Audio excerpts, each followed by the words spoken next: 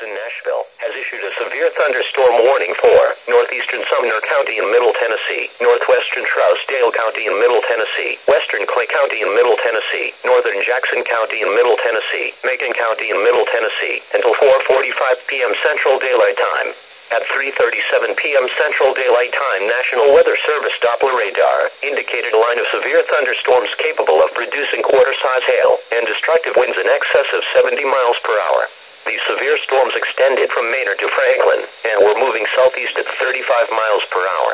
Locations impacted include Portland, Red Boiling Springs, Westmoreland. Very heavy rain will also occur with this line of severe thunderstorms, which could flood low-lying areas quickly and cover roads with water. Do not drive into areas where water